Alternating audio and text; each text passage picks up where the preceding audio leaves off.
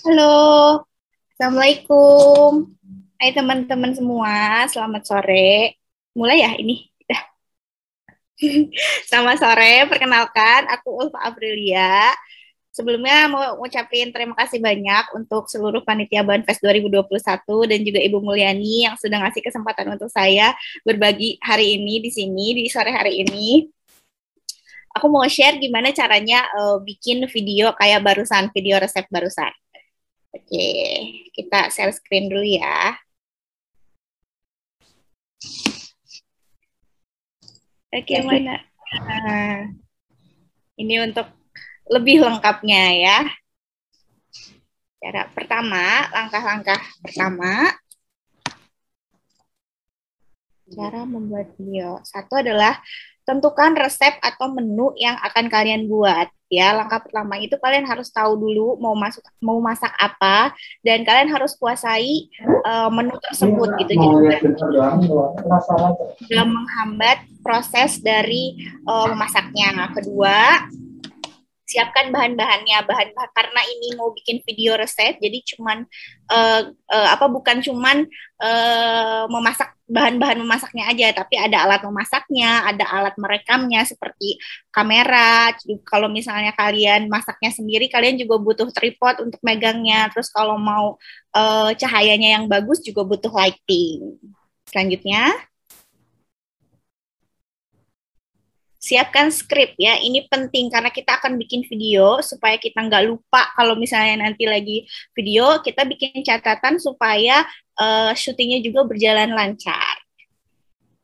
Selanjutnya siapkan layout. Jadi kalau misalnya mau bikin video itu, kita harus bikin layout ya semenarik mungkin supaya nanti terlihat gitu semuanya. Kalau misalnya mau masaknya pakai kompor, harus disiapkan dulu kompornya. Kalau mau baking gitu ya pakai oven dan segala macam, harus disiapkan tata letaknya supaya nanti semuanya in frame-nya bagus gitu, supaya angle-nya juga bagus. Selanjutnya siapkan alat-alat syuting yang tadi pertama disebutin ya, kayak kameranya, tripod, terus juga alat-alat memasaknya seperti mungkin ada gelasnya, ada piringnya untuk platingnya dan sebagainya macamnya itu. Kalau misalnya mau pakai kamera itu kan boleh juga dipegangin sama orang gitu ya, minta bantuan orang lain. Tapi kalau misalnya mau pakai handphone sendiri, pakai tripod juga bisa juga. Gitu. Terus yang ini berapa ya? Selanjutnya, siapkan alat editingnya. Alat editingnya itu kalian mau pakai handphone boleh, atau mau pakai komputer, pakai laptop juga boleh. Terus aplikasi-aplikasinya, kalau di sini aku pakai Final Cut Pro X ya, atau Pro 10 itu. Dia ada aplikasi bawaan gitu di laptopnya, terus juga ada aplikasi InShoot. InShoot ini juga mudah banget dipakainya. Selanjutnya, kalau mau nah ini ya tugasnya InShoot. Kalau di Final Cut Pro itu biasanya aku nge-cut atau nge-trim video kayak terus juga masukin audionya. Tapi semua itu bisa dilakukan sebenarnya di InShoot. Jadi kalau misalnya kalian nggak perlu pakai laptop gitu, nggak mau pakai laptop juga nggak apa-apa, bisa pakai handphone langsung. Dari mulai cut and trim video, terus kasih stiker-stiker lucu supaya lebih menarik, terus pakai kalau mau nggak mau pakai misalnya nggak mau pakai teks gitu ya, maunya pakai voice over lebih bagus juga, itu juga bisa langsung direkam di InShoot. Terus selanjutnya yang harus diperhatikan itu tempat syuting indoor atau outdoor. Jadi kalau aku kemarin itu bikinnya outdoor karena aku lebih memilih cahaya yang natural di luar, jadi lebih bagus gitu saat video. Jadi saat editing nggak perlu tambahan lagi filter banyak karena biasanya kalau misalnya ditambahin lagi filter akan merubah si warna dari makanannya. Kan kalau kita ngelihat makanan pakai filter jadinya kurang berselera kan gitu. Jadi harus natural. Terus juga harus kasih instruksi yang jelas. Kalau misalnya mau pakai subtitle, instruksinya harus jelas. Terus kalau mau pakai voice over juga instruksinya harus jelas. Udah, segitu aja. Okay. Kalau mau ada yang ditanyain boleh ya.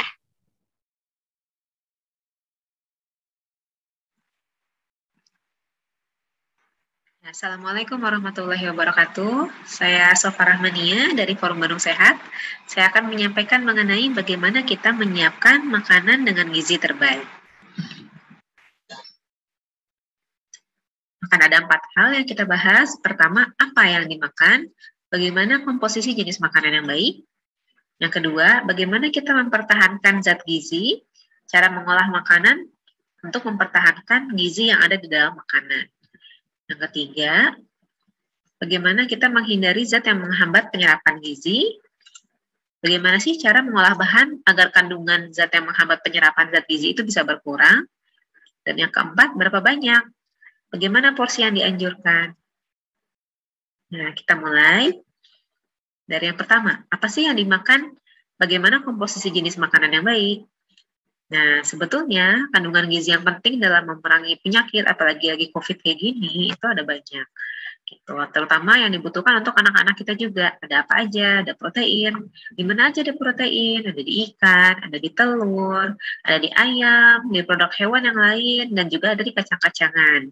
Gitu. Ada vitamin A, ada di telur lagi, ada di wortel, kemudian ada di sayur-sayuran.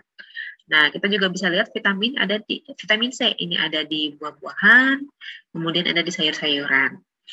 Nah, kalau vitamin D ternyata juga ada, kita bisa, kalau yang kita tahu itu vitamin dari matahari gitu ya, kemudian ada dari ikan juga ternyata, kemudian buah-buahan dan telur.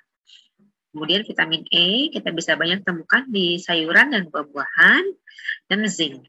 Kalau zinc ini kita bisa menemukan di makanan laut, gitu ya, kerang, ikan, kemudian polong-polongan, buah-buahan, dan yang tidak kalah penting adalah dari produk hewan seperti daging, keju, gitu. Jadi kalau kita lihat di sini, telur itu ada di banyak tempat nih, gitu. Kemudian produk hewan juga banyak tempat, gitu. Nah, selanjutnya, ini yang perlu kita ingat tentang apa sih yang sebetulnya perlu kita makan. Nah, ada kebutuhan yang berbeda antara balita, dewasa, dan anak di bawah 2 tahun. Jadi kalau kita lihat di sini, sebetulnya mirip, cuma bedanya kalau untuk anak-anak itu protein hewaninya lebih besar dibanding dewasa. Jadi ketika kita ingin membuat makanan untuk anak-anak, dan kita berharap anak-anak itu mendapatkan gizi yang baik, maka kita harus meningkatkan jumlah protein hewan di anak-anak tersebut, begitu. Dan juga ada tambahan khusus nih tentang kacang-kacangan, gitu. Nah, sepertiga piring itu diisi dengan nasi, kentang, atau singkong, jagung, sagu, ubi, dan lain-lain. Dan seperempatnya diisi dengan sayur dan buah-buahan. Nah, tapi gimana realitanya? Ternyata kalau kita lihat sekarang realitanya kayak gini nih. Harapannya kayak gini, ada makanan pokok, ada lauk, ada buah, ada sayur. Ternyata kalau di Indonesia gimana? Ternyata kita terlalu banyak nih yang disebut makanan pokoknya itu bahkan sampai 3/4 dari piring kita. Gitu. Dan untuk lauk pauk itu sebetulnya hampir sesuai gitu ya, tapi hanya sekitar 1/6 dari piring. Dan untuk sayur dan buah-buahan itu sangat sedikit, yaitu hanya 9%. Nah, ini yang penting juga untuk kita ketahui. Anak-anak itu makan apa yang ibunya makan. Jadi ketika kita memperbaiki pola makan kita, maka anak-anak juga akan bagus makannya. Ketika kita di rumah ada makanan produk hewannya ada, telurnya ada, kemudian sayurnya ada, anak-anak akan juga makan hal yang sama dengan kita. Dan ketika kita membuat makanan untuk anak, itu bukan berarti kita harus membuat menu baru. Karena apa yang dimakan oleh ibu, sebetulnya bisa juga dimakan oleh anak dengan tekstur yang berbeda saja. Gitu. Ya, kemudian kita lanjutkan. Nah, ini apa aja sih sebenarnya? Apakah nasi aja gitu? Ternyata kita ada caranya nih. Kalau kita mau mengisi sepertiga piring kita, itu nggak cuma dengan nasi, gitu. Atau nggak cuma beras. Ternyata ada cara-cara lain seperti singkong, ubi, atau kita pakai produk dari mie, gitu ya, atau jagung, kentang, sagu, dan yang lain-lain. Yang perlu kita pikirkan adalah ketika kita memilih karbo, gitu ya, atau makanan pokok di sini, sebisa mungkin yang dia itu bukan produk yang sudah diolah berkali-kali gitu. Jadi sebetulnya seperti beras, kita bisa pilih beras yang nggak terlalu putih gitu ya, dibanding beras-beras yang sekarang berada itu kan beras-beras yang putih banget gitu ya. Nah itu tidak terlalu baik gitu. Jadi sebisa mungkin kita mengganti atau memvariasikan jenis makanan pokok kita. Kemudian untuk produk hewan, ini ada banyak, mungkin ibu-ibu juga sudah tahu ya, ada produk hewan itu bisa ikan atau hasil laut lainnya, ada ayam, daging sapi, susu, dan telur, nah gitu. Dan protein nabatinya, baik dari kacang-kacangan, tempe, tahu, dan lain-lain. Gitu. Di belakang kita akan bicara sebetulnya gimana sih cara kita mengolah protein ini, gitu, agar kandungan gizinya nggak hilang. Nah, terus juga sepertiga piringnya itu adalah buah-buahan. Bisa pilih nih, buah di Indonesia kan banyak ya. Ada pisang, melon, semangka, rambutan, jambu air, tergantung musim aja gitu. Lagi musim mangga, beli mangga. Lagi musim buah jambu, kita beli jambu. Lagi musim rambutan, kita beli rambutan gitu. Atau bisa beli buah-buahan yang nggak bermusim, nggak apa-apa, sama aja. Tapi kita sangat beruntung karena di Indonesia ini banyak banget buah-buahan dan variasinya juga beragam. Nah, kalau untuk sayur-sayuran, kita bisa melihat sayur-sayuran kita prioritas kepada sayur-sayuran yang ininya yang dia di akar atau dia sebagai buah-buahan gitu. Untuk anak-anak kita bisa coba misalnya kembang kol, kita bisa coba dengan wortel, kita bisa coba tomat, kita bisa coba juga brokoli, buncis, dan yang lain-lain. Nah, ternyata kalau kita lihat sebetulnya tadi ada himbauan tuh untuk makan seperti piring gitu ya. Nah, yang perlu diingat ketika anak-anak itu protein hewani harus lebih banyak daripada protein dari tumbuhan. Kenapa? Karena ternyata asam folatnya sama-sama ada nih antara tumbuhan dan hewan. Vitamin C dan vitamin E juga sama-sama ada. Tapi ternyata untuk zat besi yang ada di hewan itu jauh lebih mudah terserap dibandingnya di tumbuhan. Nah, vitamin A di tumbuhan ada namanya karotenoid, tapi kalau di hewan itu ada namanya retinol. Ketika retinol itu lebih banyak masuk, dia terserap lebih cepat dan lebih banyak gitu, sampai 12 sampai 24 kali lipat gitu. Untuk vitamin D, bentuk vitamin D-nya juga beda yang ada di tumbuhan dan di hewan. Untuk vitamin D yang ada di hewan itu lebih mudah digunakan dan lebih mudah disimpan di tubuh kita. Gitu. Asam amino ini yang penyusun tubuh. Nah, di tumbuhan hanya pada makanan tertentu saja, sedangkan di hewan udah pasti di seluruh hewan itu ada asam amino yang lengkap. Gitu. Nah, dan di tumbuhan itu nggak ada vitamin B12 gitu. Itu yang perlu dipikirkan oleh ibu-ibu semua bahwa kita perlu menambahkan produk hewan karena hanya di produk hewan ada vitamin B12 ini. Nah, vitamin B12 ini penting untuk pembentukan sel untuk anak-anak kita.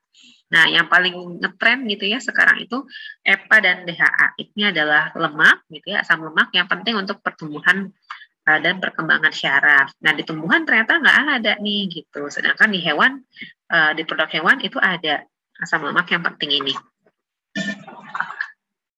Nah, sekarang kan pertama, jadi kita tadi kesimpulannya, oh berarti kita harus memenuhi isi piringku. Di mana isi piringku untuk anak, proporsi produk protein hewannya lebih besar, dengan nasi yang tidak terlalu banyak, hanya sepertiga piring saja.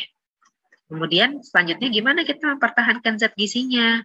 Sekarang konteksnya kita masaknya gitu ya. Gimana cara kita masaknya? Ada beberapa tips yang bisa saya sampaikan di sini.